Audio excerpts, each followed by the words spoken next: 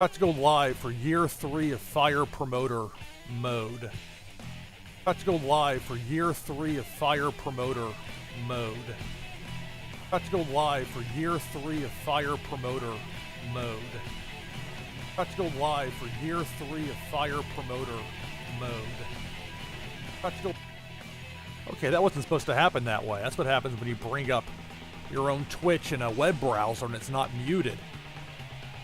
Making sure everything looked correct on that side, and I started to hear myself on a loop, which is strange considering it's set up where I can't even hear myself in my headset.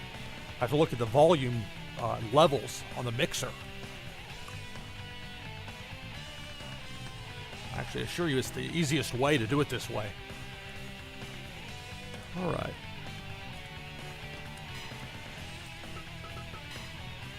Let's go ahead and load up Fire Promoter. As you can see, I'm up to a B in popularity for the United States. The others are still D. But that's okay. I'm not planning to run any international shows in the near future at the very least. So hopefully the audio levels are set correctly on here. Take a look at this promotion. Go through the quick promotion by promotion overview. 19 wrestlers for me. I still have 2 more spots. Hopefully I'll fill one of those here momentarily.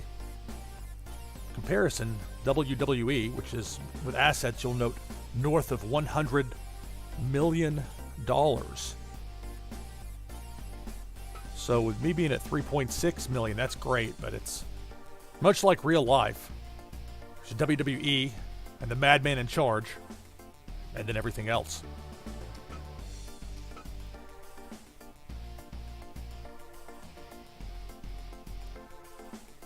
And I don't know if this has had any effect, but the way that the default was set for what it lists as 8 company mode, but really it's 9 companies, including your own. The spot that I filled with CMLL had a lot of free agent spots, and I don't know if there's any correlation between that and being able to find the free agents that don't show up on the list. That's where scouts come into play, and I didn't realize until I was informed yesterday that scouts actually have a value in the game. They can find wrestlers who aren't showing up. I was thinking, why would I pay somebody to do something I can do easily myself? But luckily there is some logic to it, so that should be okay.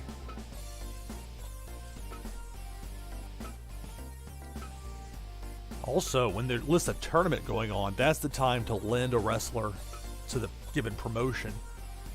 You don't actually hold a tournament. And I'm not even sure what you get to see on their end, because it doesn't seem to sim matches for your opposing promotions.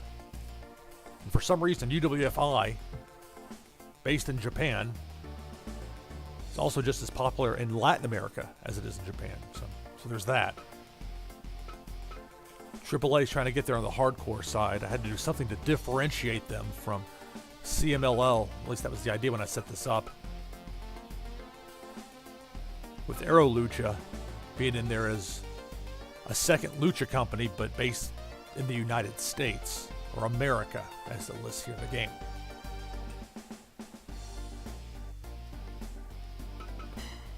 So here's a little overview quickly of the titles as they exist going into year 3. Kenny Omega is a 2-time champion, and he beat Terry Gordy. This title has not had a successful defense since Mike Awesome held it. That was 3 reigns ago. When Omega held the title the first time after beating Walter for it, he had 2 successful defenses before Goldberg got him. Heavyweight tag team. It just says Dean team, and I don't know why it's set up this way. But it's Dean Ambrose and Pac, who you might know better as Neville, or Adrian Neville from WWE. It's good and bad. It's good in that they make for a good team and they tend to win. And there's a reason they've got all these championship reigns to their credit. They're in their 3rd reign, and they've had 3 successful consecutive title defenses. The only downside is that it takes Pac out of the very sparsely populated junior heavyweight side, and that's relevant because these next 2 titles, I still haven't filled the junior heavyweight tag, but I'm about to put some, some of the scouts out there to try and hunt down some more junior heavyweights to add to the mix.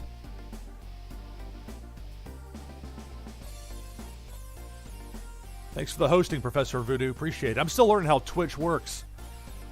Hey. I appreciate you hosting the stream. About to start this third year here momentarily. Hopefully I'll be able to add enough talent to actually have a 6-man tag match. And really, as long as I can just hold on to the wrestlers that have the belts, I shouldn't have too much to worry about, and it will add an extra championship to my list, which comes into play. And I had the overall screen pulled up earlier, but we're in 5th place. Thank you. I've got to look into how that hosting thing works, and I know very little about it, but I appreciate it. Thank you.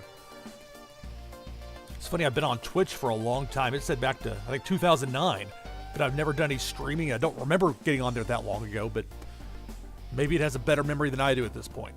Hard to say. So you can see we're under title belts on the right bottom column there out of the 6.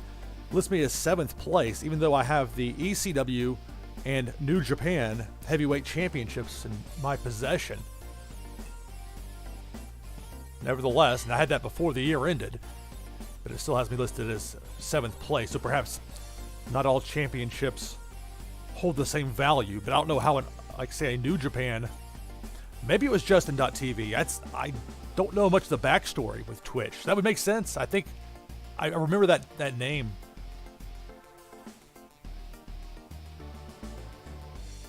So that would make sense, because I didn't think Twitch went back that far. Normally I'll just log in if I'm going to watch the Super Zom Barbecue, I think is how you say it, with the WWE Supercard stuff on here. And I checked out the AAA Lucha Libre show this past, I think it was Sunday night, so 2 days ago. But I haven't done much as far as streaming goes until now.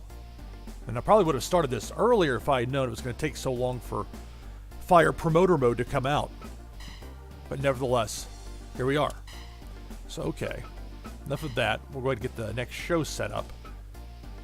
First step of that is to offer a contract. I like to offer one contract per month, the way the game is set up. And I'm still going to hold off on trying to poach anybody from an existing roster. I've tried to hire La Sombra. I got him in on one show, and then 2 other times he no-showed. He's really not a fan of that King's Road style, apparently. And yeah, a lot of the glitches, I think, have been fixed.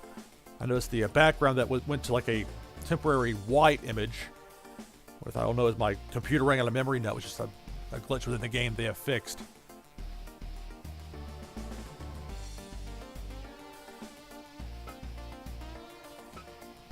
Most of the prices of these guys are low.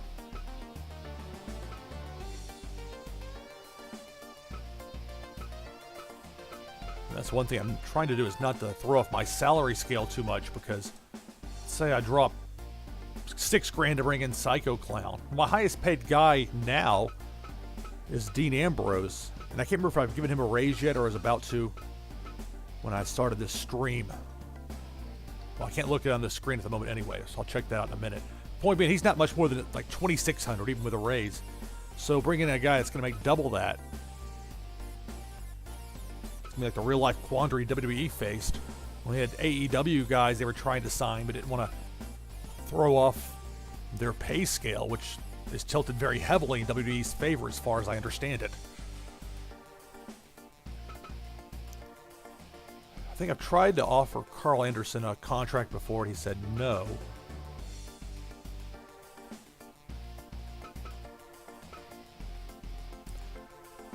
Kitamura I could bring in, but really, if I'm going to bring somebody in, I'm going to bring in a junior heavyweight. And while Taichi in real life New Japan has moved up to the heavyweight side, he's still listed as a junior here. And because it's kind of an arbitrary thing, what makes a junior heavyweight versus a heavyweight lets them being New Japan, kind of set that up how they want. In this game, though, he's a junior heavyweight, so I'll give Taichi a try. Get some of that go-away heat with a tear-off pants. All right, so $1,000 to negotiate. $21,200 as a signing bonus.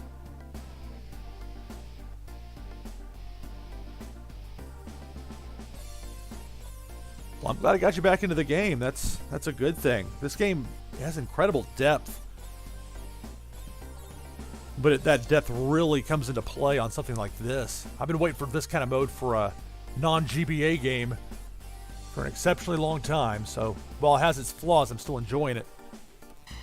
Let's see if I can pull in Tai Chi. Well, no Tai Chi on that one. I said no, we'll stay on the open market.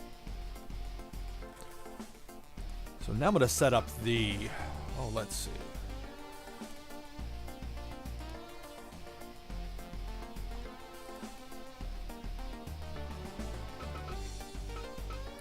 It's $20 to get this DLC, and I know that for some people that was a bit much. For me, it's proved to be worth the money, and really, I guess it depends on what you're looking for out of the game, but to me, it adds a lot of elements to it. So now I'm going to try and bring in some... Look at my scouts going. I haven't used any of the scouts because I was under the impression there was just that limited number of free agents in the game, and you either got them or you didn't. But these scouts apparently can actually find you wrestlers you're looking for. Now, unfortunately, you can't tell them to look for junior heavyweights because I'd like to concentrate on that. I guess I could go Lucha, but then that's not necessarily going to work to my advantage. This scout seems to specialize stoic and freestyle. So, we'll see stoic-wise if there's anybody of note they can bring in for me. I will make the offer. It's kind of a weird way to word it, but that's how they do it. Let's see, strong and showman. Well, actually, we'll have Shin look for showman. We'll go 2 months.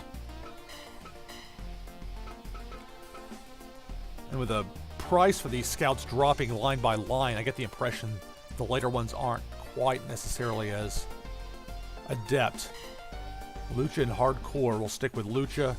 We'll go 2 months.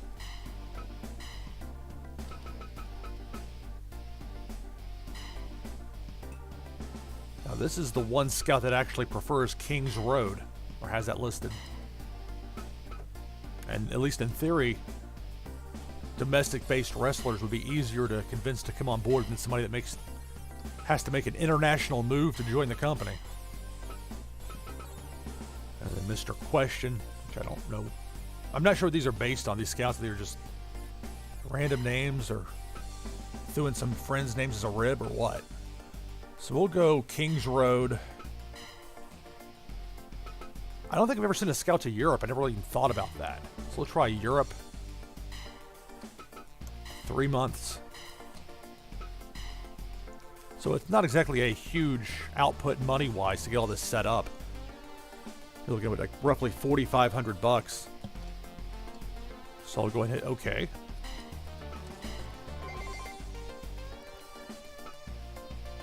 And now the most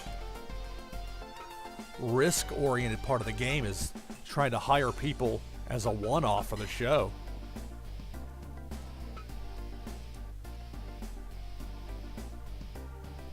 Yeah, Europe is. That's true. And I love the UK. Let's see.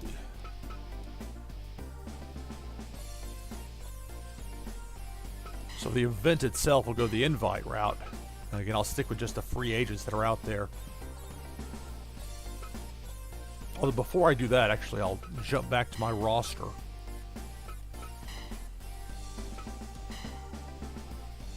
As far as finding out who's healthy and who's not. That's the condition, the fifth one of that list of that starts with promotion, stable, etc.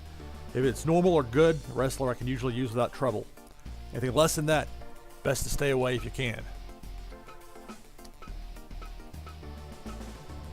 Okay, so Malenko is in poor condition. Dr. Death is in poor condition. Mike Awesome is out on doctor's orders for 2 months. Hospitalized. Oh yeah, Walter's great. I got to see Walter in real life last year over WrestleMania 34 weekend in New Orleans. Or the WWN Super Show at the Pontchartrain Center. And I had seen video of Walter several different times, but seeing him in person was a different experience. Those chops, they really reverberate. Gordy, who just lost the heavyweight championship, is healthy. I'll have him challenge Kenny Omega in a rematch from last month. Oh, that's great. Yeah, WXW, when they had the short-lived Flow Slam streaming service, I got to see some WXW through that. Great promotion. Oh, it's really cool to see somebody early in their career and then watch them advance and become very, very successful. Like obviously being able to do with Walter.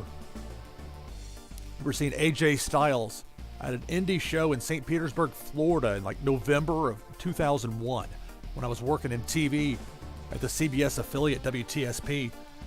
But a buddy of mine, a guy I met that worked for this little local promotion, convinced me to go to some of the shows, and that's where I saw AJ Styles against Scoot Andrews. And those guys tore the house down. And Styles, that made an impression with me. That was before TNA started, and obviously he got real big there. But he had the goods from an early point in his career. Let's go through the rest of these with a condition. Yeah, Tommy End, I'm thrilled to see his success with Aleister Black. Yeah, Scoot Andrews is old school, that's for sure. But I mean, to me, 2001 doesn't feel like 18 years ago, but yet that's the reality. I talked briefly with Tommy End over WrestleMania 32 weekend, the Evolve show. I felt bad because I was going to buy a t-shirt from Chris Hero, and Hero was talking to somebody on the side, so kind of sheepishly told Tommy End, yeah, I'm wanting to actually get one of Chris's shirts. Could have been nicer about it, and Chris was very cool as well. All right, so my champion, there are several champions, but the AEW heavyweight champion, Omega, is in good condition, so it'll be Omega in a return match defending against Gordy. I'll probably have Ambrose and Pac defend the tag team championship as well. But anyway, I really should have been counting as opposed to just talking here as far as the wrestlers I can use.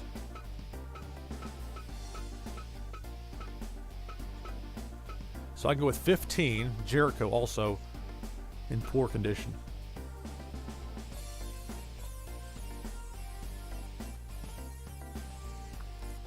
Yeah, most of the wrestlers I've met are very cool as well.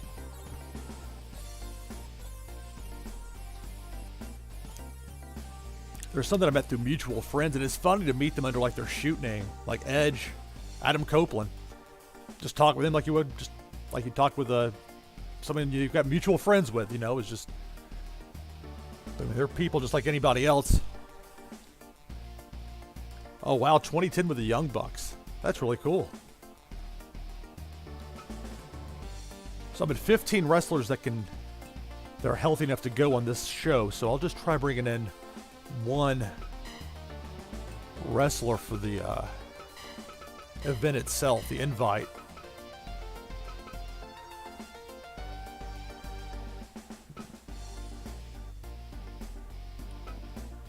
I haven't tried to bring in Jervis Cottonbelly yet, but he's listed as a junior heavyweight. Yeah, it's funny. Edge is really tall in real life, too. I'm 6'2". I had to look up. He's like 6'4", 6'5".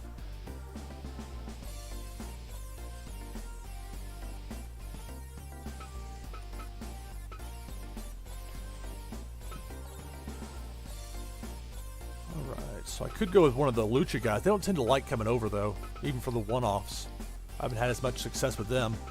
Kitamura I can always go with the King's Road. He's cheap. He's growing a little bit in popularity. But I want to bring in a junior heavyweight if I can get one. Just because I've tried a couple times with the show, and it just has not been any interest from show on that one. Tried with Ultimo Dragon. That was tougher. Even that salary. Really, really good. Price-wise. Most of them are, though. You can tell the guys that have left the actual, that were in promotion to begin with, like Marufuji. So instead of $800, his salary is $10,000, which is why guys like him and Tanahashi are sitting out there on the open market still. They have to wait for their price to drop month by month. I may try and sign Riddle at some point as money drops a bit more.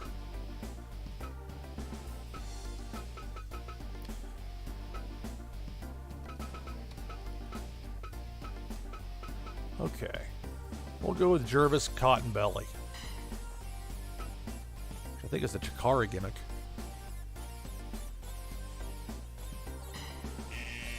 We got turned down by Mr. Peanut. Come on.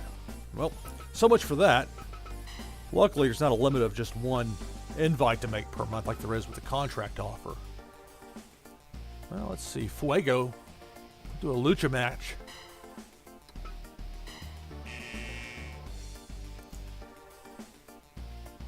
The wording on some of these little chat boxes is a bit cumbersome.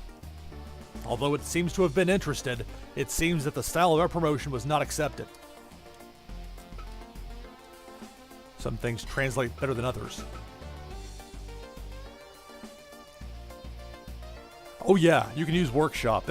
I'm very, I don't know what the word to use. I'm not very good at making creator wrestlers. I owned Superfire Pro Wrestling X Premium in the summer of 1996, and I had to create a lot of CAWs from scratch because, as you could imagine, there was no Steam Workshop in 1996. So I came to appreciate the level of difficulty that goes into making these. I've got like maybe 1,200 wrestlers downloaded now. Some of them are doubles. I've got like 5 different versions of Kenny Omega. But yeah, you can use a Fire Promoter. You have to set it up the way you want it before you start the mode. It's very important. Otherwise, you're stuck with what you got and you can't go back in there and change it. And that includes company names. And I'm hoping at some point there'll be a mod of some sort that'll come out that'll make that easier, but no guarantees on that. Maybe we can bring in Maximo Sexy. Oh, he's a heavyweight. I'm trying to go with a junior if I can get one. Audaz, I think, has told me no before. And there's a cost on the invites. I mean, it's $3,000 if he says no.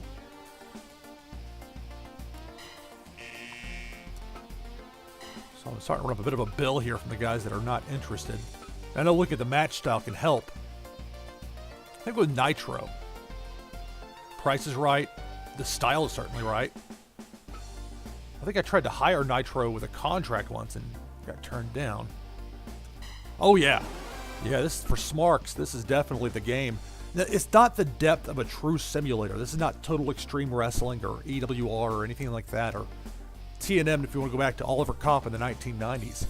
So it's not like that, but it has a lot of sim-like elements that really make it fun, especially with the real-life wrestlers. If they had like just the standard, whatever the default is with the make-believe guys, I don't know that I would have enjoyed it as much as I have so far. The streaming has helped too. Yeah, TNM. It's fun. I remember Oliver and I used to email back and forth with Oliver Kopp, who basically single-handedly created TNM.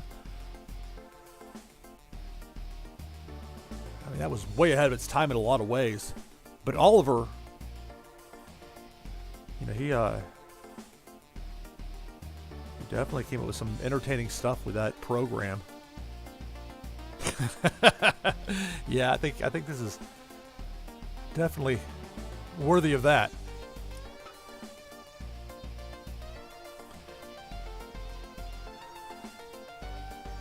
Yeah, the customization is key, and that's, unfortunately, it is limited. So I had to go through my actual menus on the main game itself and rename, like, WCW became AEW, the one that I'm running. And I had to split some out that I had put together, just the way I had to work out, and move some guys around. Although a lot of my stuff was already out of date from so many people having left for NXT or switching promotions, that sort of thing.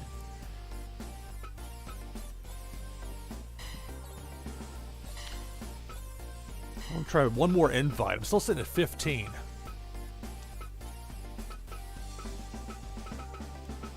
Let's go North America. Maybe Marko Stunt. I can bring him in. Junior heavyweight. All right, so we have Marko Stunt. That puts us to 16 healthy wrestlers. Now I can book the event.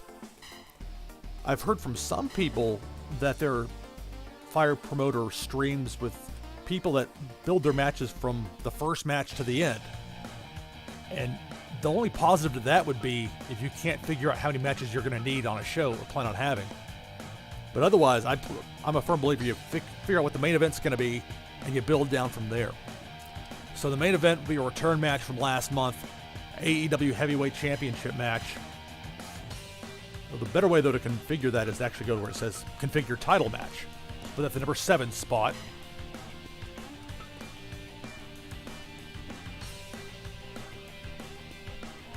Or maybe I was saying it backwards as far as it'll be Kenny Omega who is the champion defending against Terry Gordy. Gordy only had the belt for 1 month, so I got a little bit thrown off on that.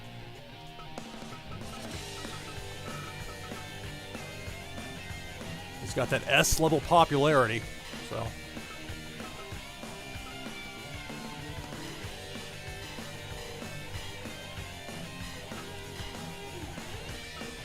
right. The junior heavyweight champion, Cedric Alexander, is in poor health for the month. So instead here, go with the tag team championship match. Dean Ambrose and Pac.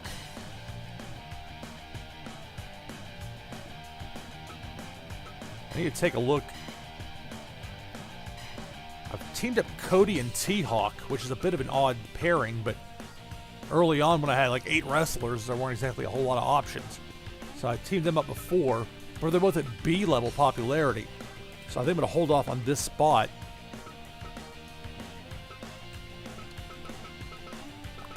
You have to go here and hit remove wrestler, and that way I can get into take out the tag match. I'll just put that in one slot below. Instead, I think I'll go with a special attraction match here. And the user interface leaves something to be desired. Just even trying to get from one menu to the other on the same screen. A little bit of a learning curve with that. So, okay. And your entire roster's on one line, so it can be a little bit inconvenient to that end. So it'll be Goldberg against Barry Windham. First time in this game to have that matchup. So you got Windham at an A-level popularity. Same for Goldberg, so it makes sense to have them here in the semi-main.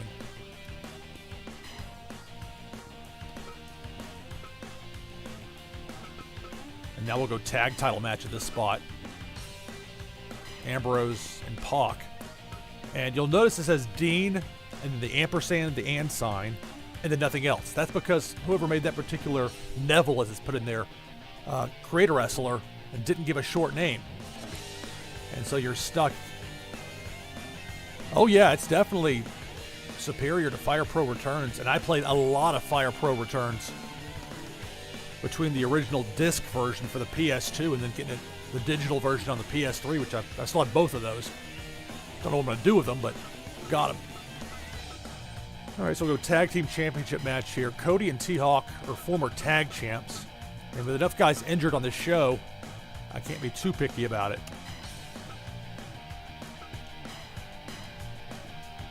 But I love that, like the creator wrestlers from the workshop, you can use any one of the 4 costumes. You're not just limited to one like you were with the previous downloads. And there's not like the 500 wrestler limit.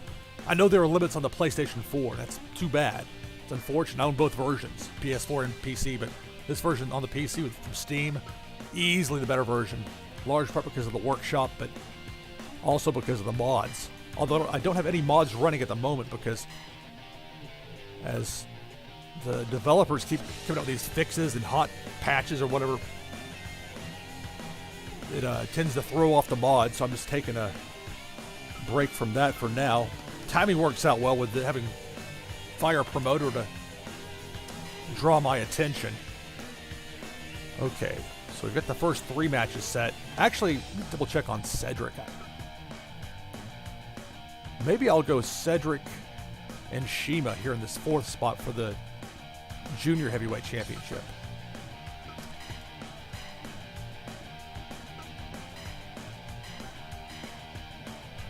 So yeah, good condition for Cedric. So I'll have him defend against CIMA. I've had CIMA on my roster a long time. He was stuck at like D, so it was a long haul to get him up to just a B from where he was, but he's won a few in a row now.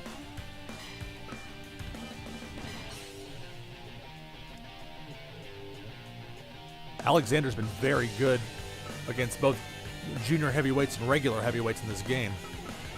Okay, 3 more spots to fill here. Go through real quick and make sure my count's correct as far as the healthy wrestlers remaining.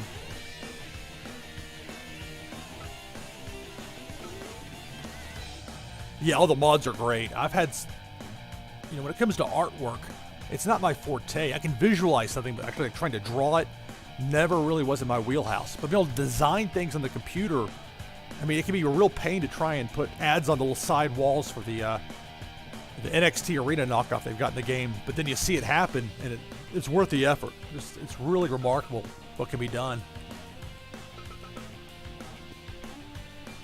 I don't know about the save file and how stable it would be relative to an update. Again, without mods running, I'm just trying to play it safe. It turned out okay for me. I've got what I presume is the most up-to-date version. I wrote it down when it started because I think there was an update. This is 2.05.22. So that's the version that this is. So hopefully it won't crash the save file, but I can offer you no warranties on that, unfortunately, because I'm taking the same chance here, not knowing for sure.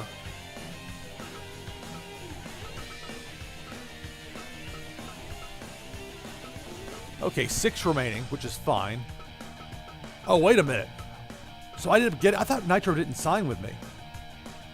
Okay, well that gives me a few options.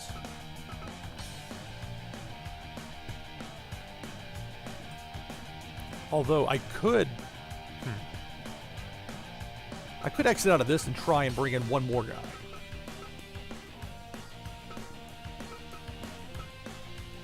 Oh, I would have loved to have seen Prime Walter against Prime Dr. Death. I saw Steve Williams wrestle one time. That was in MLW in Orlando in 2003. It was in a tag team match. He was, well past his prime at that point, but still, Dr. Death had that certain presence about him. Him exchanging chops with Walter would have really been something. Okay, it's going to tell me I'm going to lose my changes here, but I remember what I've done. I need to get one more invite out because I miscounted on that.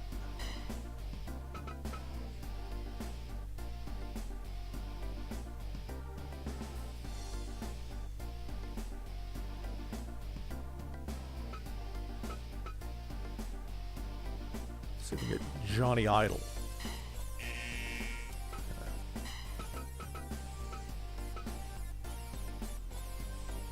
Oh, it's Sammy Guevara. Okay, that's a bit much. I actually put Sammy on Arrow Lucha's roster to start the game. That's actually where I saw him. I think maybe the first time I saw him, if only, was at the very first Lucha or Arrow Lucha show they had here in Nashville.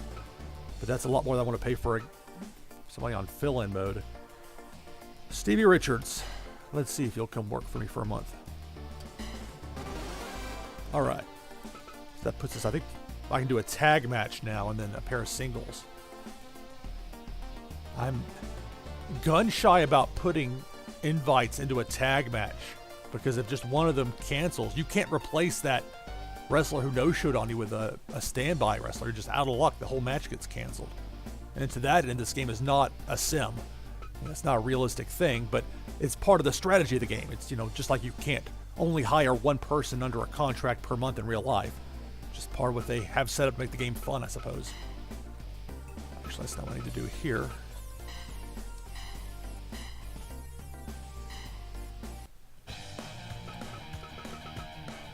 And it's too bad I can't just remember what I had up here before, but that's the way the game's set up. So we're going to set up here for Omega defending against Gordy, the return match from 1 month ago.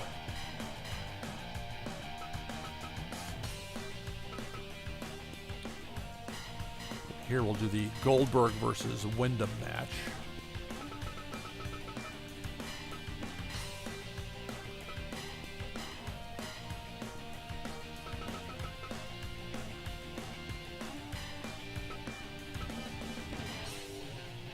Goldberg Windham. We'll go the tag team championship match here. Dean, Ambrose, and Pac defending against Cody, Rhodes, and T-Hawk.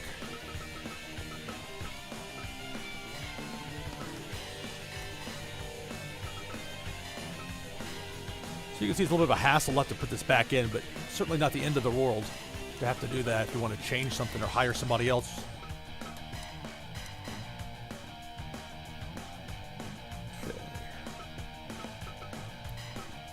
Okay, so we're back to where we were before with the top 4 matches set. All three AEW championships on the line. I've thus far not defended either the New Japan or the ECW heavyweight championships that I've got. Just holding on to those for now.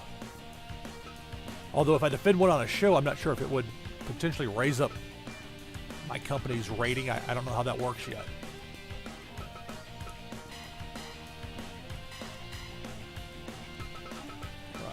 we'll look at the outsiders first. I'm probably going to keep these guys all to, let's see, strong and strong. I may just do Stevie against Marko Stunt.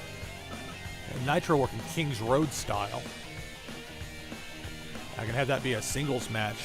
So you got a C popularity for Nitro, a B for Stevie Richards, and a B for Marko Stunt. So maybe have them in this number 3 spot right here. I'll change the match style. I'll go ahead and do this now while I'm thinking about it. From King's Road to Strong. And in my experience with this game, as guys stay with your company longer and longer, they come around to your way of thinking. So a lot of my guys are now King's Road that weren't initially. It's almost like somebody being in WWE for a long time, and they slowly but surely break you down and make you do things their way. We'll keep this as a strong match. So hopefully Stevie won't no-show on me. Did it for Marko Stunt. I didn't want a title match there.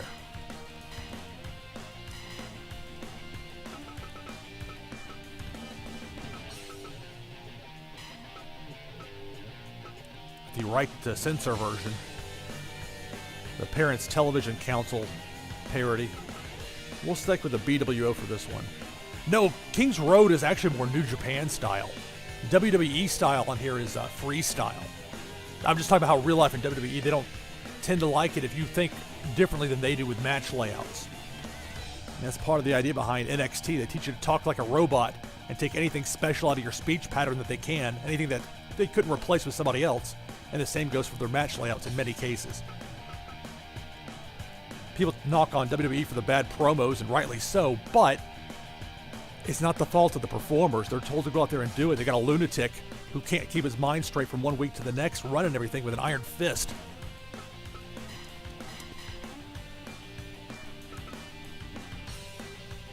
Yeah, but like looking over, okay, he's not going to let me look at guys I haven't already got either invited or under contract.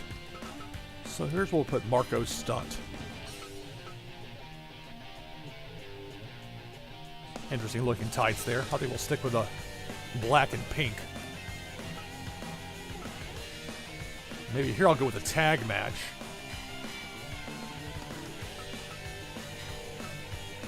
Oops. So Nitro is a C rating. Walter is a B. Gran Guerrero's an A. I may have to rethink this match order. Or maybe I'll just do, well, gotta think about this. Gran Guerrero is actually pretty good in this game, better than you would think. And again, that's when you download creator wrestlers that are made by a lot of different people. You will have some, I'm sure, variances as far as how strong a given guy is.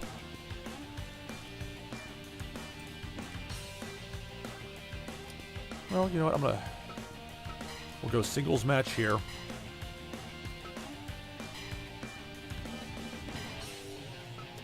Go Walter against Gran Guerrero.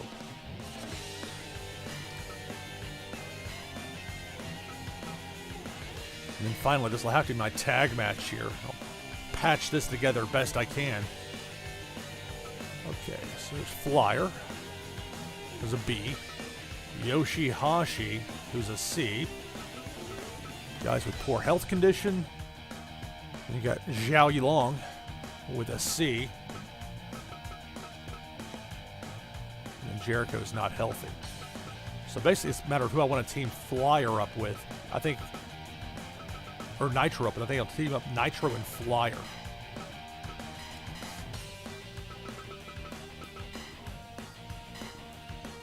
And then it's YOSHI-HASHI.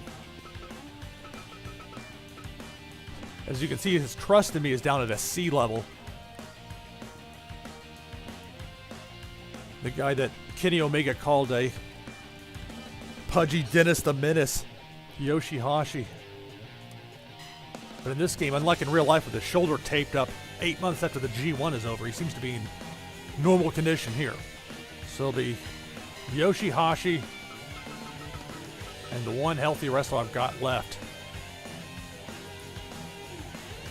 And I don't know if any of y'all know the pronunciation, if it's Zhao, if it's how that Yilong for the last name. Don't want to be disrespectful to anybody in here. I just don't have a pronouncer with it. Okay, so that's our card. That's 7 matches in total. I could have tried for 8, but I think we'll be okay. Now, of course, is setting the venue and the price and the advertising. I find it easiest to strip it down to the low level, give you a very base level idea of what you can do. So with this show, I'll be getting 27,000 plus. Bump that up a bit. Print ad gets me to 37. I go TV commercial and sell it out, which to me is worth it. Of course, the downside is if one of the guys that I have as an invite no-shows, it will almost for sure drop the house down. Now, alternately, I could go with a smaller venue for more money.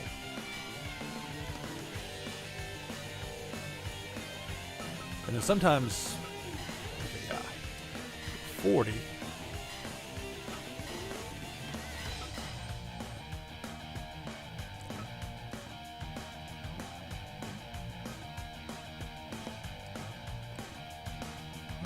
Advertising. I'll go $10 tickets. We'll go aim for a full house. I'll check on the merch before I start things, but almost forgot this part. This is very important. The configure match styles and rules. Because once you hit confirm match card, it doesn't give you even a warning. You're done. You're locked in. So let's see. These are going to be mostly 30-minute time limit matches.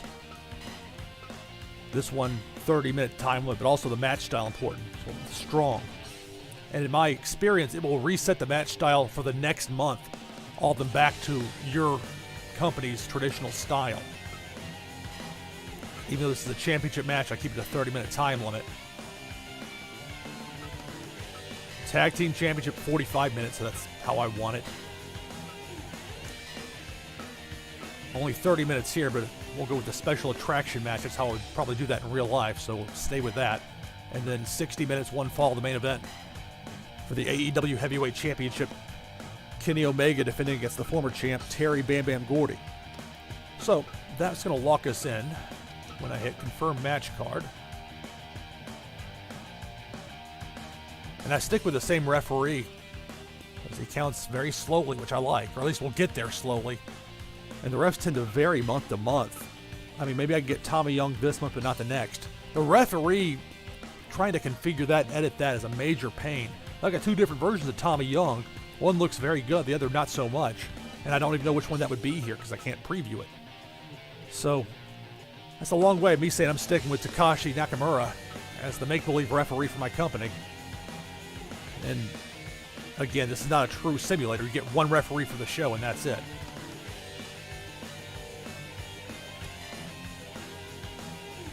That locks us in. Go ahead and save real quick.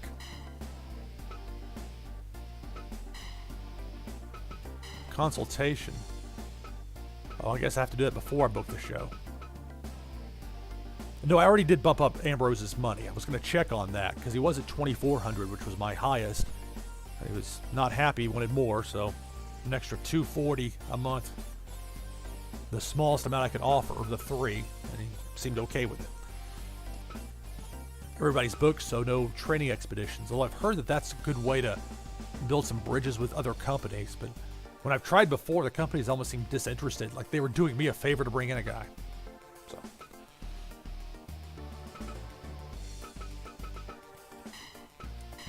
Management, the training center, go through the busy work here. Get nickel and dimed on the repairs.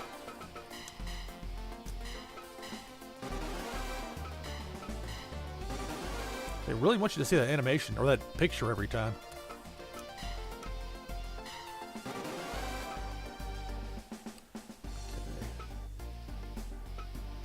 Now I've heard that the lounge is important as far as for recruiting. My gym is at level 4, so I would need a level 5 to do a clinic, but I'm not the right level for that yet. So we'll procure a lounge. Breaking out the vocabulary.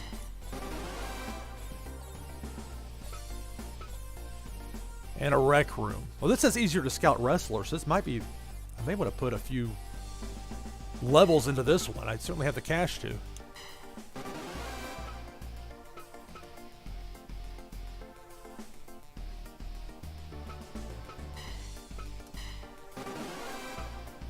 And that's, you notice the sponsor benefit 5% off is something that's one of my secondary sponsors has as a perk.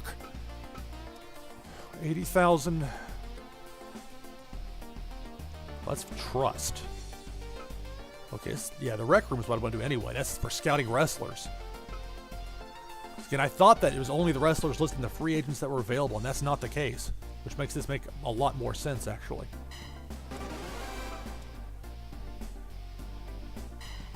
Since I'm paying every scout possible out there looking for guys, we'll take this rec room up as high as it'll let me. All right, we'll stop there at level 4. Hey, apparently, Rich, what's up?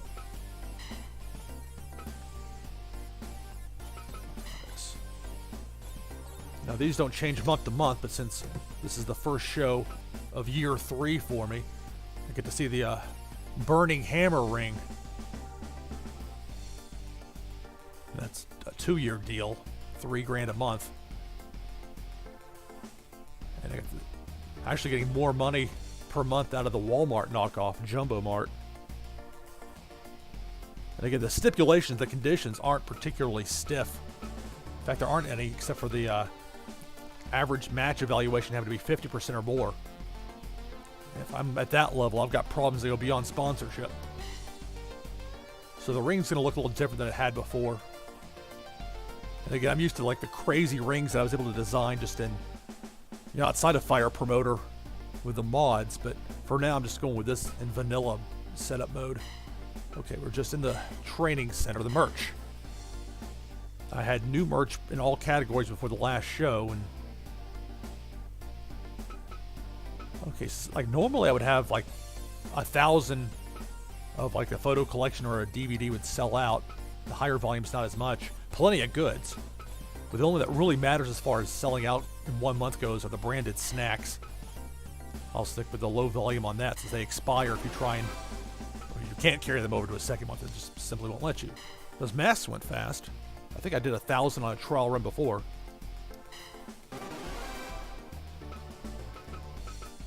Towels are big sellers. We'll go 10,000 on the towels and see what that does. And this, of course, puts, you know, cuts into the expenses. Yeah, those free agents, being able to actually find them, that's been a major help, knowing the little details on that. Because I thought the scouts were just finding things I could already find myself. I didn't realize that they looked beyond what was available to you as just like a street free agent.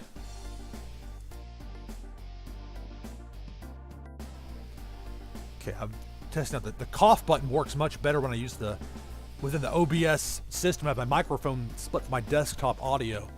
When I tried to manually do it, it would pop really loud when I would mute it and then unmute it, which kind of halfway defeats the purpose. Okay, t-shirts, usually big sellers. I'll go 5,000. Okay, so plenty of merch. Some of it old, a lot of it new.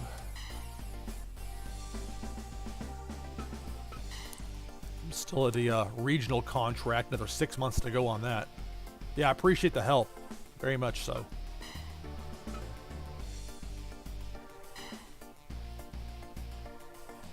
Alright, well, I've already confirmed the event. I'll save it one more time just to make sure everything's locked in. And we're going to go ahead and start the show.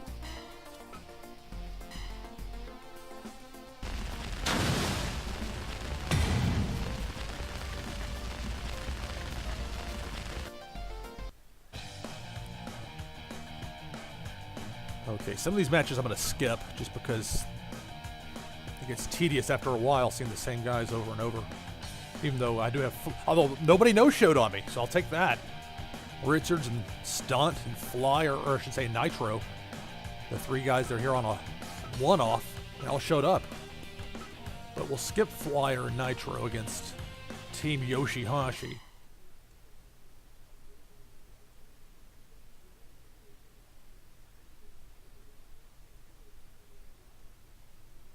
But as far as the streaming within Twitch, there's a 100%.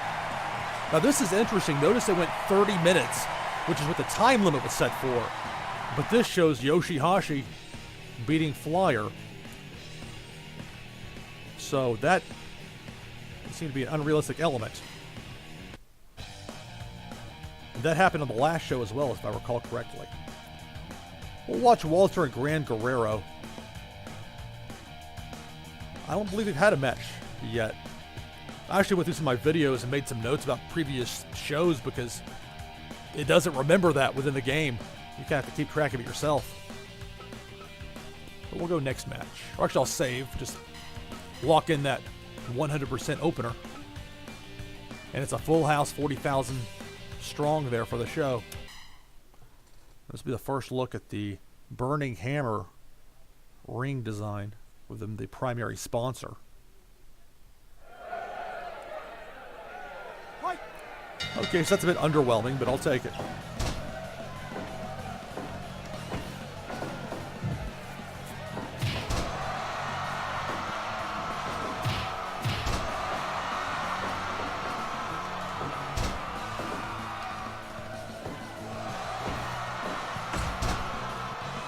Gran Guerrero has been very effective in this game with this stretch muffler submission hold.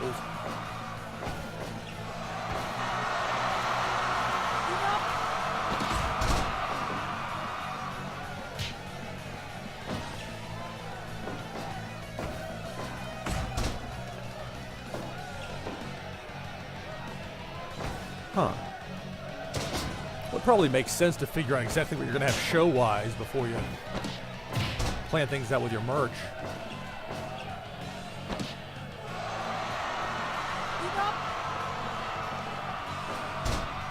Particularly because it won't allow you...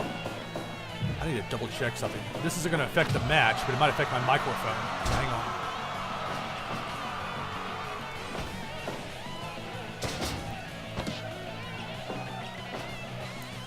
Okay, I didn't turn on noise suppression. That's what I've been doing before.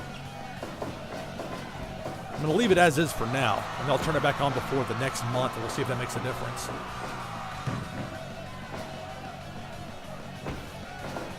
Maybe it'll sound better without the noise reduction. I'm not sure.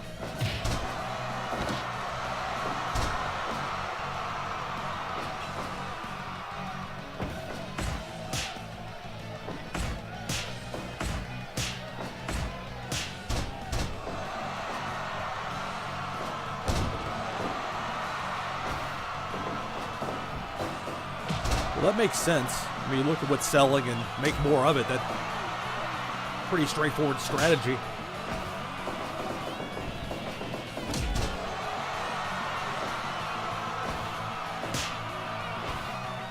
Like if I had gone for $40 tickets in a smaller crowd, I probably would have purchased a smaller volume of merch overall.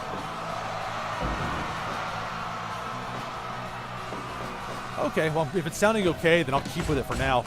I can go back and listen to it later. 5 minutes gone. It's funny, I'd worked in the TV news business going back to 1997. I've been in broadcasting for a long time. But I've always been either the talent end or like the producing end as far as content goes, not much as far as the tech side.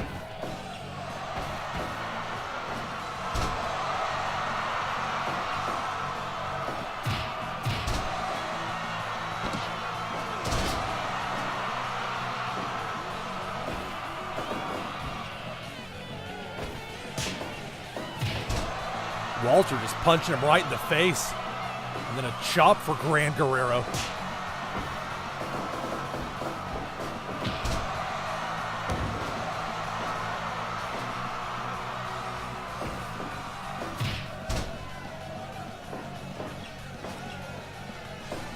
Different looking sponsorship for the post from last time.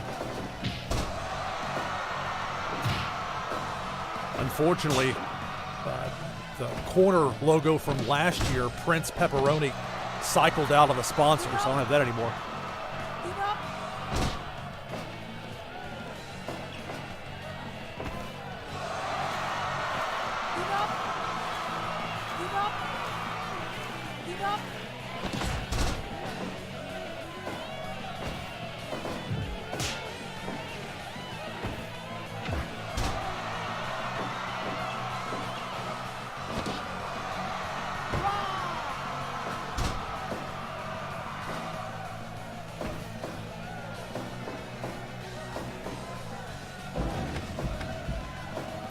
I I love little things about this game like that. The suplex where the wrestler lands close enough to the ropes and the apron, they just bounce outside the ring head first. 6, 7, 8, 9, Glad the developers kept little things like that in here. 11, 12, 13, 14, 15, 16, 17. I did have some problems with no-shows as far as guys that were just invites, but usually it's because they didn't have a style that worked well with mine. Even when I planned to put them in a match that fit their style. I believe this is the first time I've had a show where I invited 3 wrestlers and they all decided to show up for me.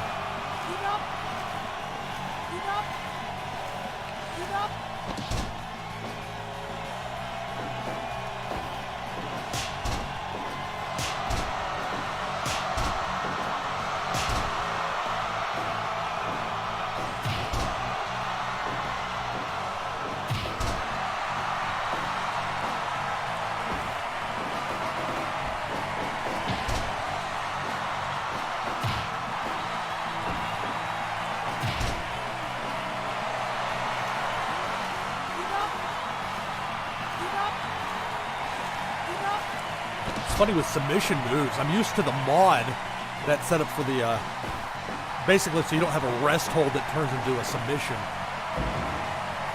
That limits the game to only having submissions on either signature or finishing moves.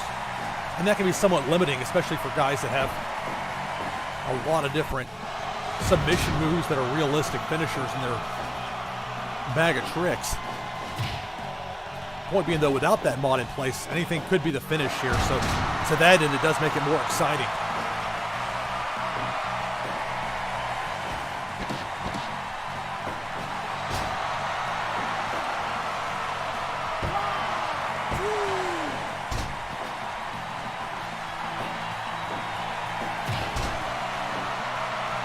I would prefer Walter to win this match, even though he's a B and Gran Guerrero's an A. I'd like to switch that.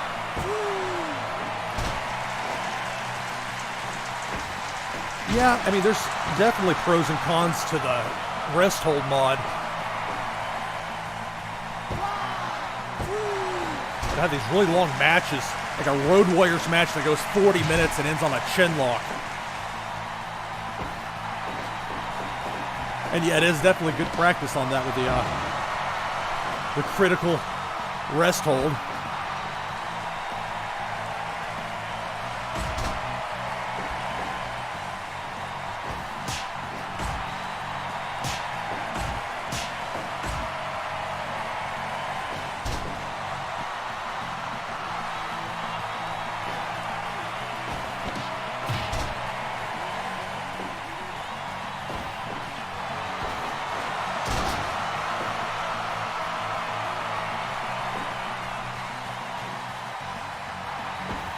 Both guys are blown up at this point.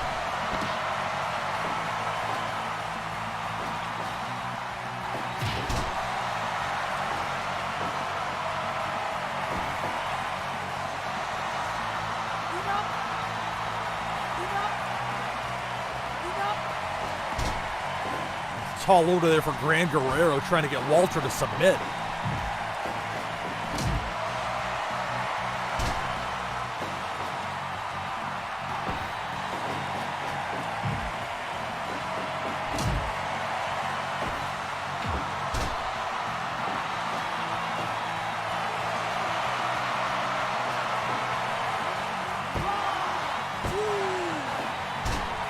Gran Guerrero shouldn't have stopped the pose before going for the pinfall.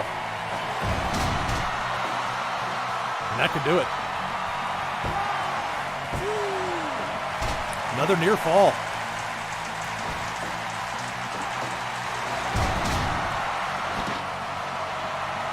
Will the powerbomb put him away? And again, no. Not even a 2.9 yet. Fans are into it. We should get a good match evaluation no matter how it ends.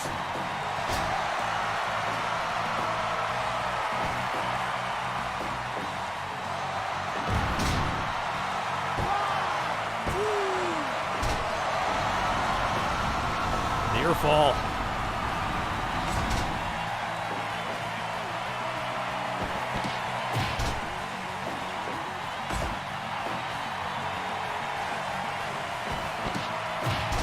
And I found that the longer a match goes, the more physical toll it tends, as it would in real life, tends to take on the wrestlers involved.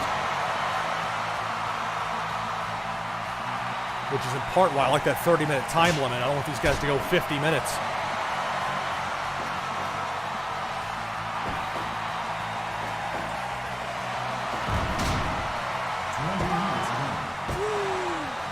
Oh, and a near fall from Gran.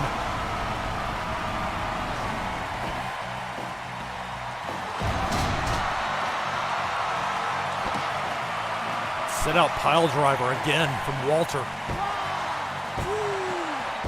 That'll do it. Took more than 20 minutes, but a second sit out pile driver by Walter gives him the victory. So 90% for that, which is fine.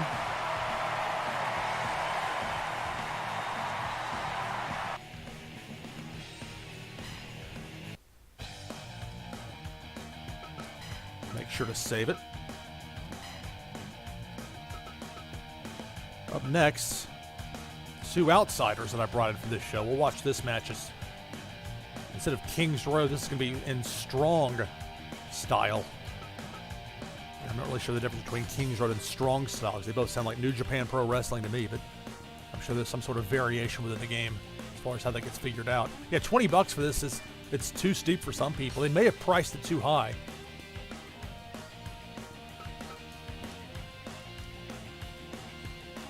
But at some point they may put it on sale, so that's something to possibly look out for if this seems to be something that might interest you. But man, $20 is an aggressive price point.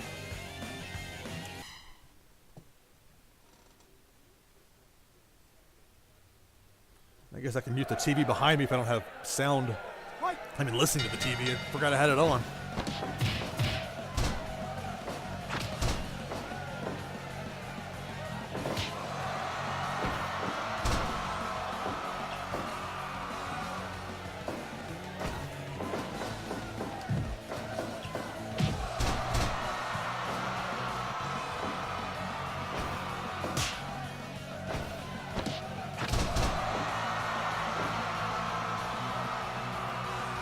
Okay, you know what, you're right. King's Road really is more of that All Japan style.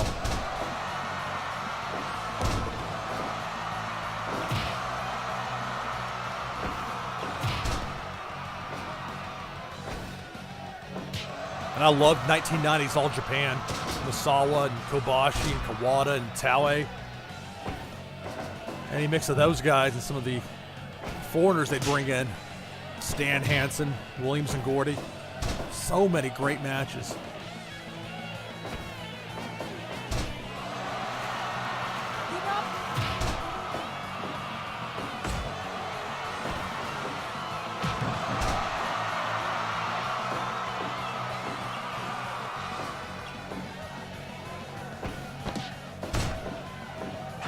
I'm old enough to remember the days of having to, if you wanted to watch Japanese wrestling that wasn't like a WCW crossover, you had to do some tape trading. Get these like 6-hour tapes and extended play mode, so the quality wasn't that great to begin with, and it's like third generation, but at least you get to see it. I remember it was 1994, I think late that summer, after the amazing Misawa versus Kawada match. And I believe it was at Budokan Hall. Watched that, was just blown away, and became a very strong All Japan fan after that. Although I love New Japan as well and plenty of other wrestling, but they do a lot of stuff the right way, or they did, from a sports style presentation standpoint.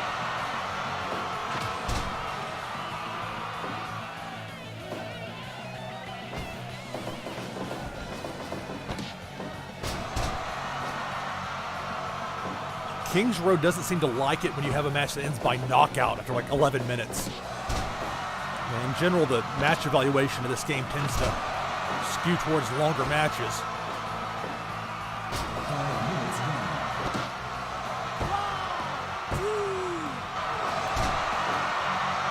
Marko Stunt nearly got the surprise win early on into the match.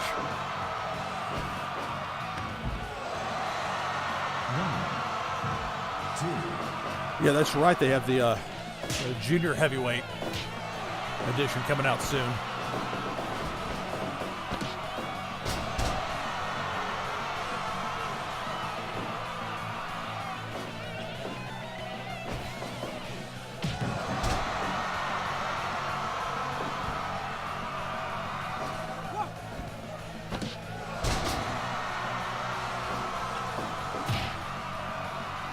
Oh yeah, this game definitely will reward you for a long competitive match. One-sided beatdowns, not so much. But I like the way it gives you audible clues, like if the crowd's not into it early, kind of pick up on that.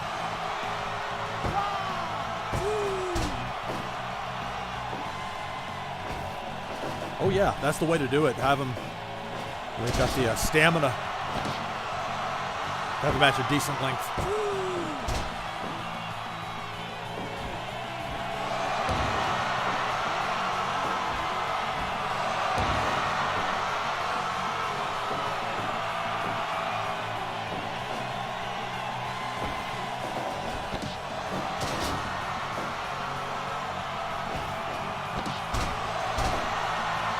Code breaker from Marko's Stunt.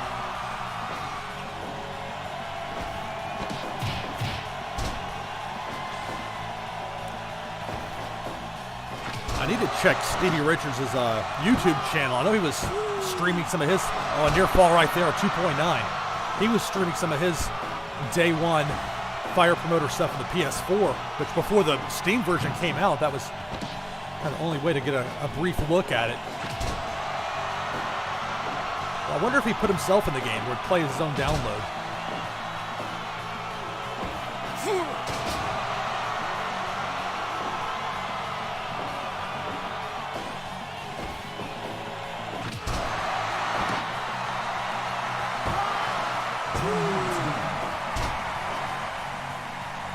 At least they've gone past the 10-minute mark.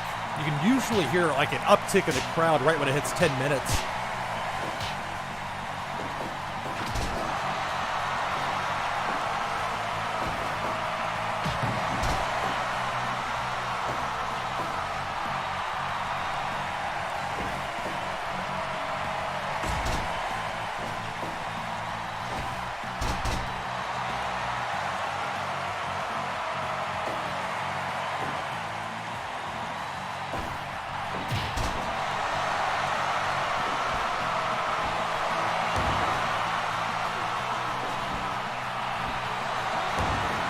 I would think that double stomp off the top rope is tough to pull off without injuring yourself or your opponent. I'm sure it's a matter of timing and being careful with how you land, but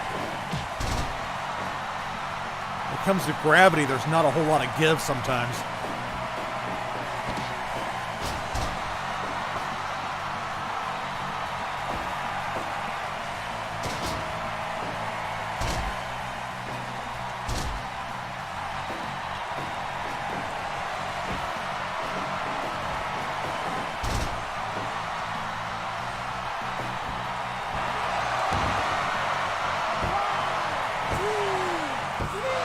Marko Stunt gets the win. The 12:59 mark of the match.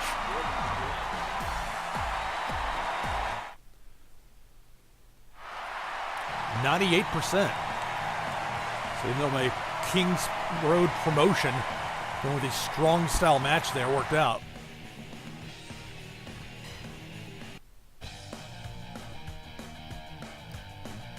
First of 3 championship matches coming up here. CIMA challenging against Cedric Alexander. I went back through and looked at some of this. CIMA hasn't actually lost in this save here since May of year 2. Cedric, I don't know his stats offhand, but he's been very good as well. It's been kind of tricky as far as junior heavyweights. I don't have that many, and it's start to have the same guys wrestling each other over and over again, like you're watching SmackDown from week to week. But with this, I'll go ahead and watch it because I haven't had a Cedric title defense in a few shows.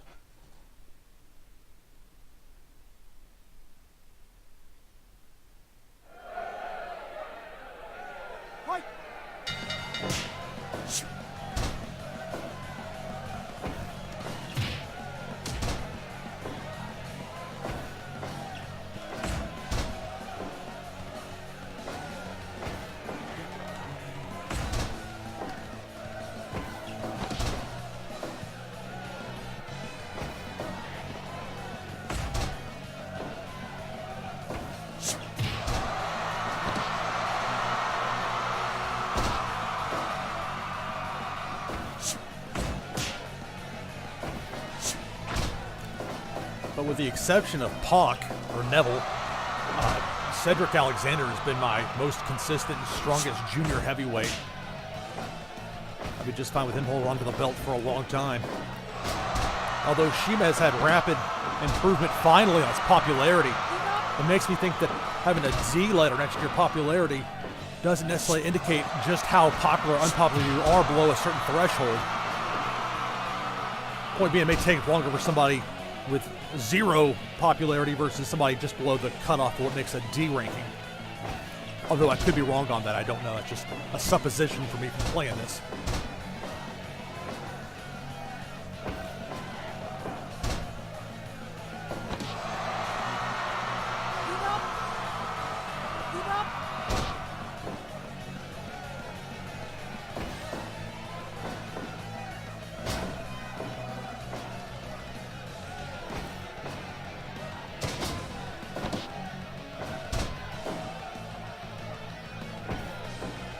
Guys are going for near falls, not even getting a 1 count with a referee standing to the other side of the ring.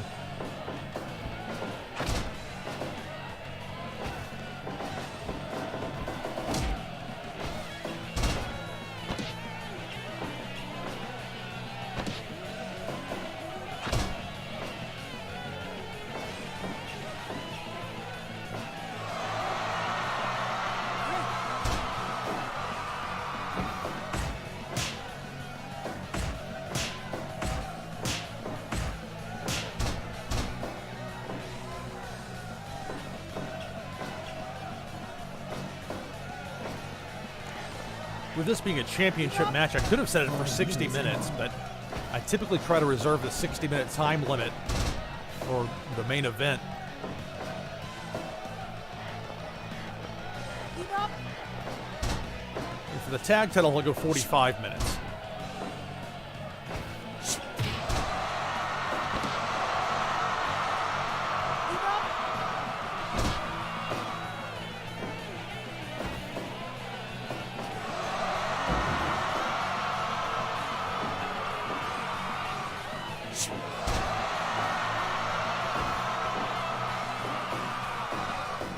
Take a backdrop and fall out of the ring. 1, 2, 3, 4, 5. I find the broadcaster desk there amusing.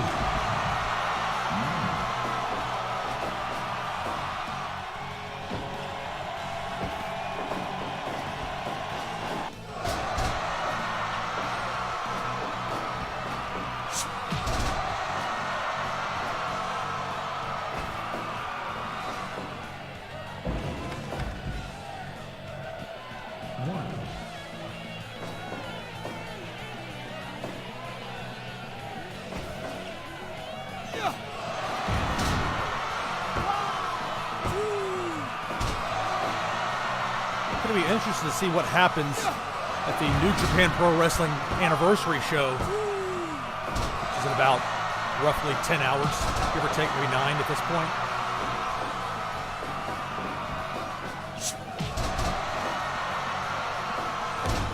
They're building towards Madison Square Garden the night before WrestleMania 35, but Will Ospreay versus Jay White in the main event intrigues me.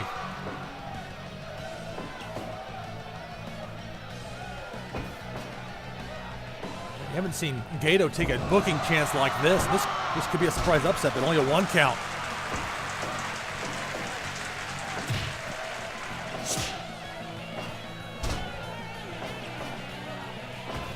say though about Gato's booking.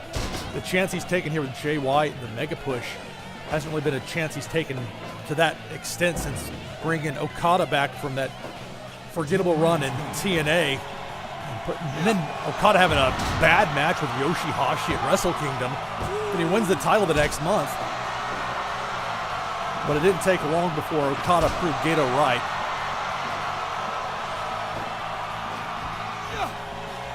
And I saw Jay White have a great match with Juice Robinson at the Cow Palace last year. And Ospreay, I've seen have several great matches in person. His match last year over WrestleMania weekend against Matt Riddle was one of the very best matches of the weekend that I saw. And I saw a lot of wrestling that weekend. Basically, Ospreay can go with just about anybody. And Jay White's very good. He's still learning some things, but he's like, what, 25 years old? 26 maybe by now?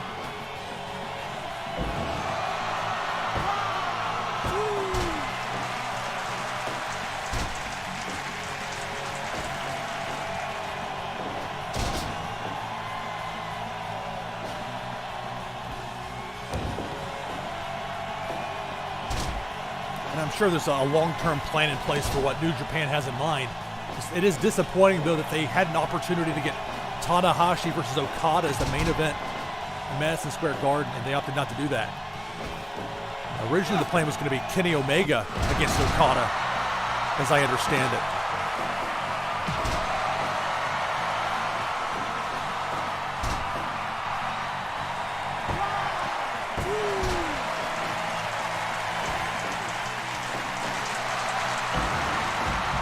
They've got the fans fired up and nothing else, and Cedric's going to take a flight. Tope con Hilo to the floor. 4, 5, 6, 7, 8, 9, 10.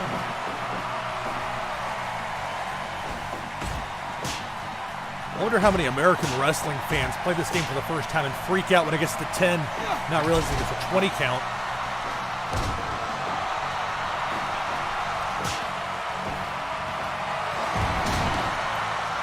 They both like those Michinoku drivers.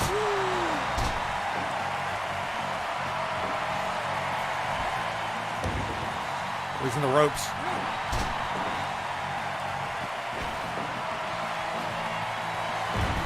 CIMA's on a roll here.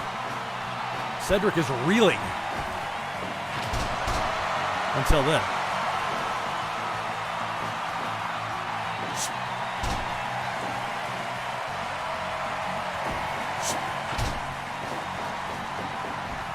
Oh, the ref's close too. He's going to get him for the roll-up.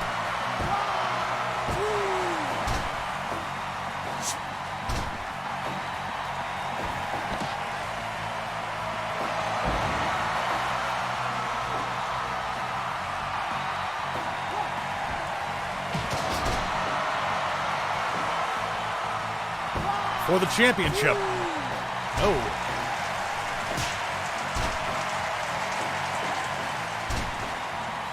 Rolls him up.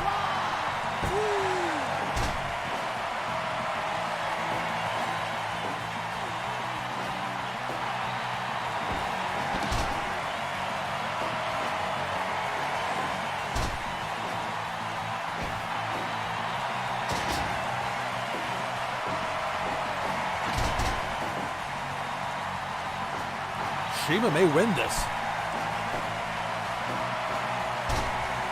Cedric has had a tough time getting any sustained offense going. I say that, he gets a sit-out powerbomb for a pinfall attempt. And Cedric Alexander retains. Took more than 18 minutes, but he beats CIMA. Cedric Alexander remains AEW Junior Heavyweight Champion. And rightly so, a 100% match evaluation. The match got good there, especially the second half of it. That's pretty fun.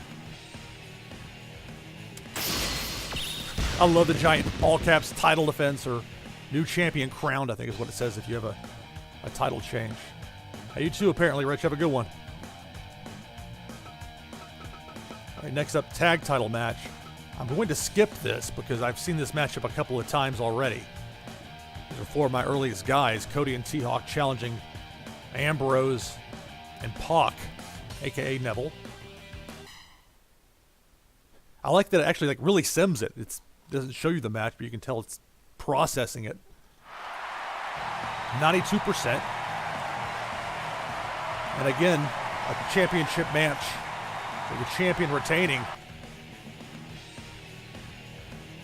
Pac pinning T-Hawk with a red arrow in just shy of 25 minutes, 92%.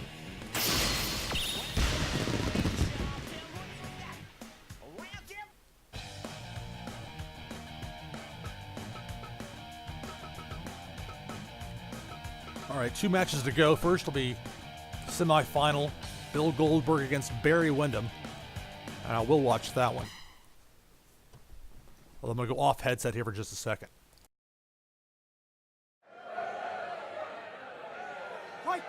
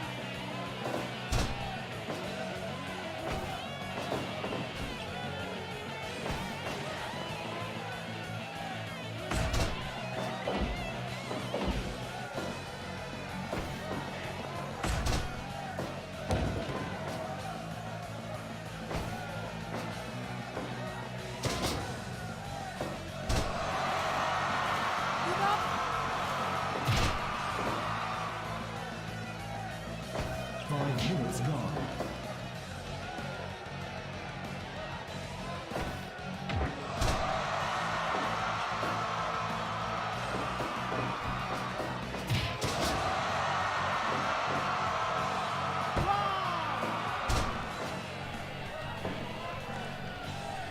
Wow, take a quick break, hit the bathroom, come back, and Barry Windham's wearing a crimson mask.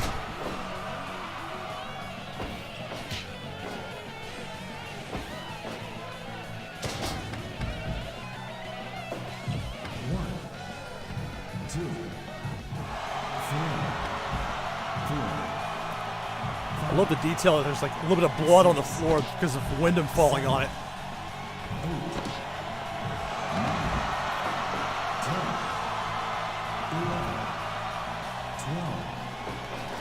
Now I can understand why there's not a propensity for blood in pro wrestling there used to be, for very understandable, starting with disease, that sort of thing, concern. But in a video game, there's no harm, so it's kind of fun when somebody catches a lucky hard way and you get some, what they call fortunate juice early in a match.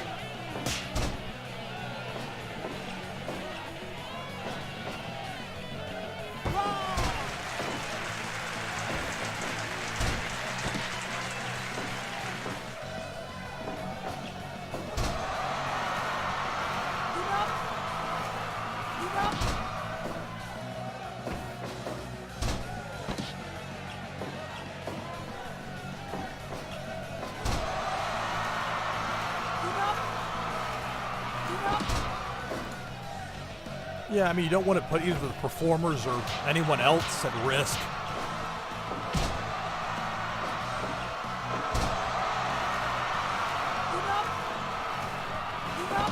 Right. I mean, the main.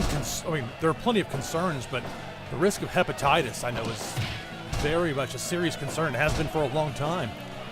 You know, it makes sense, though, that everybody is okay when it comes to something like that. 10 minutes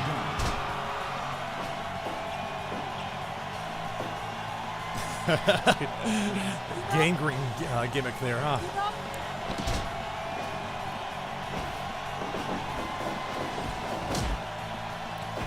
Oh, Goldberg's busted open, too. We got double juice. Throwback match.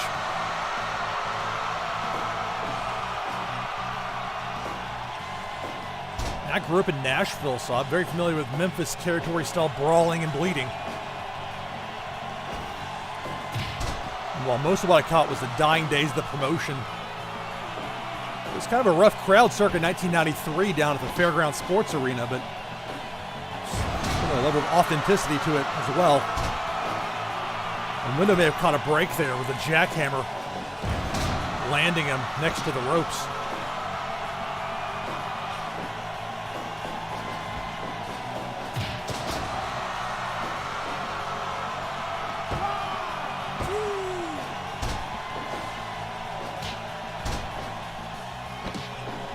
And I checked with these two. Windham had some losses when I first brought him in, but he's won his last two matches over Dr. Death and Mike Awesome. And Mike Awesome was the last person to beat Goldberg in a singles match, and that was in June. And this is July of year 3.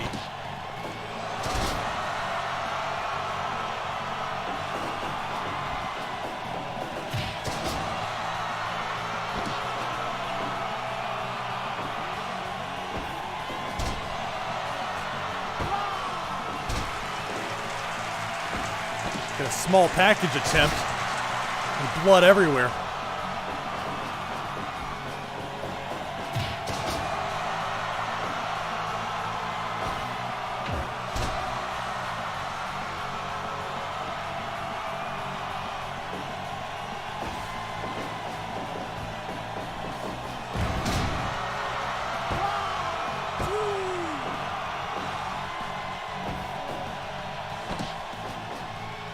Questions, will this be too close to the ropes again? I think it is.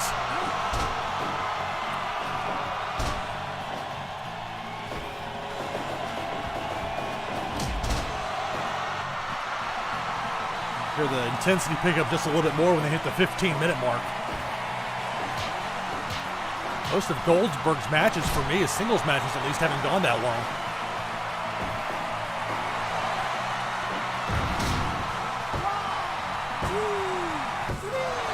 That'll do it. Goldberg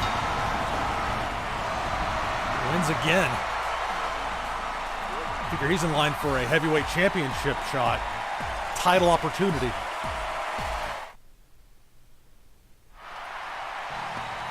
Okay, 83%, not the best score of the night, but that's okay. This has been pretty strong overall from a match evaluation standpoint. Average card rating 93%. So the fans should be happy, even if this match doesn't go as long as I'm hoping it'll go. So Gordy hasn't been in the company all that long. It was a bit of a hot shot situation. Oh, this is funny. He's making the noise like I'm scrolling down to the game, and I can at least hear that in my headset when I'm trying to scroll down on this notepad file right here. I'm still getting used to those streaming things. This has been a learning process to a degree for me with this.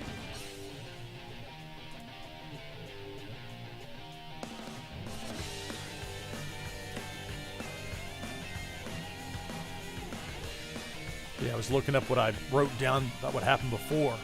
So Jericho was the champion for a long time. Chris Jericho had 6 successful defenses, and number 7 ended up losing. But that was actually to Mike Awesome. He beat Awesome to win the belt back, then dropped the belt immediately to Gordy, and Gordy lost it to Omega. So we'll see if the hot potato will slow down a little bit, or if Gordy's going to become a 2-time champion.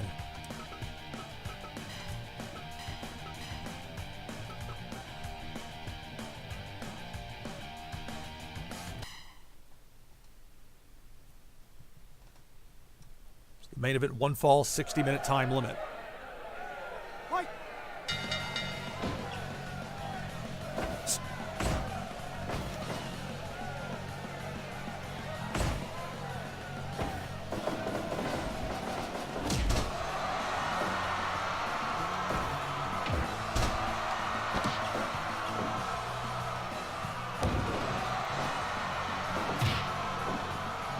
Their match last month, Omega won the match with the one-winged angel. Was able to pick up Gordy, near 300-pounder.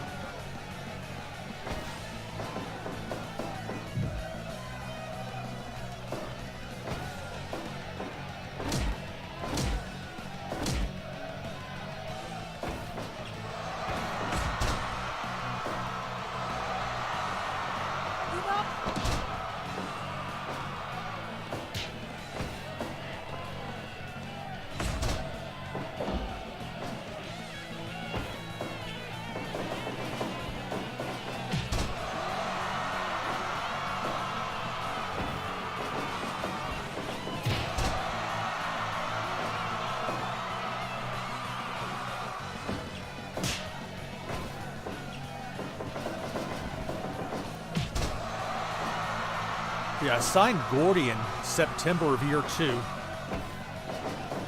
Immediately teamed him up with Dr. Death and had him challenge Ambrose and Pac for the tag titles. I thought they were probably going to win, and I was wrong. Ambrose and Pac retained. But after that, Gordy beat Malenko. Then he beat Chris Jericho in November to win the AEW Heavyweight Championship. 1 month later, drops it to Omega. That was in December of year 2. This is January year 3, the main event. The winner to face Bill Goldberg. If Omega retains, it would be the 3rd match between him and Goldberg in this fire promoter mode. The first was one of probably the most memorable finish that I've seen within fire promoter mode. The Okai Yaburi came into play, the stolen finisher.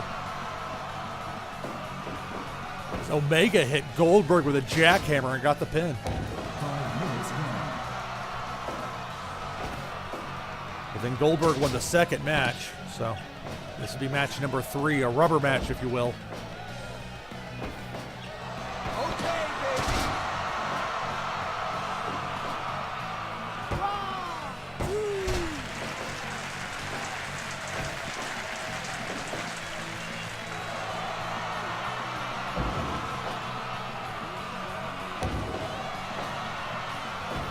Of course, if it's Gordy who wins, that Gordy versus Goldberg will be a first-time match within this fire promoter mode.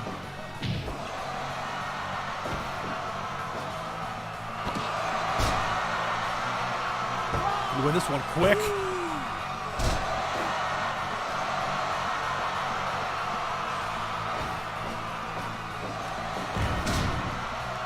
Got too close to the corner there.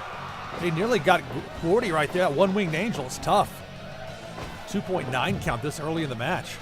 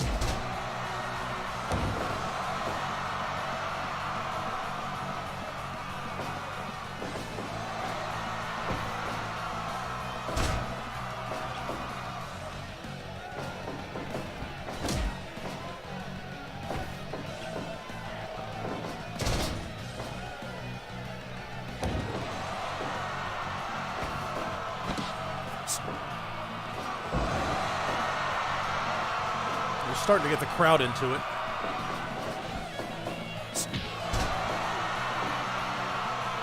I figure the audience noise is going to pick up here when they hit the 10-minute mark.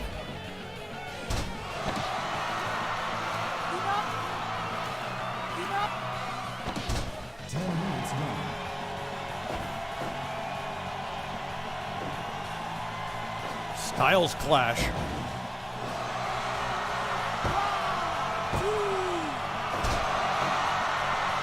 And a second 2.9 count out of Omega.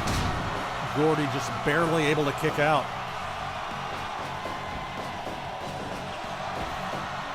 The one-winged angel, center of the ring, dead center. That'll do it in an even 11 minutes. Kenny Omega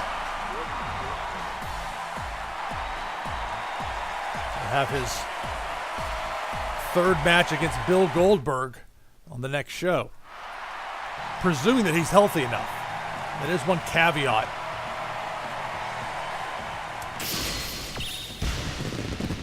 Yeah, Gordy back-to-back matches not going his way. So 82%, not the best, but again, it was a 12-minute main event. Overall, though, didn't affect the card rating very much. Still very strong at 92%. And a full house with 40,000 fans.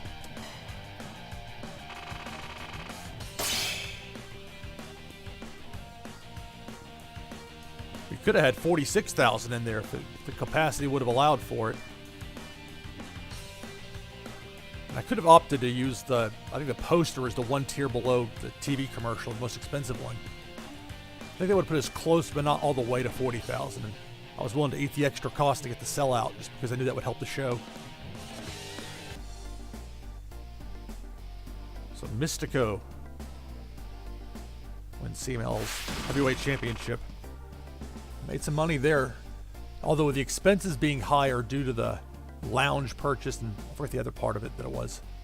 Due to the purchases, that did drive expenses up, but even with that, we made very close to $500,000 this month.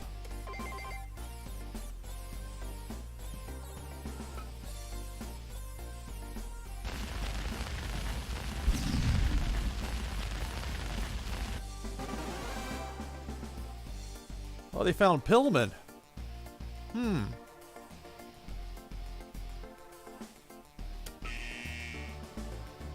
I presume that's Pac. Neville, because he has no short name in the game.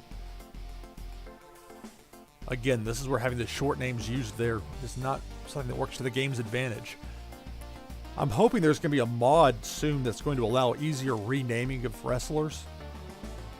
Because there's some guys before I do like a big version of this with like 17 companies. I want to have everything just right. Or as close to that as I can get.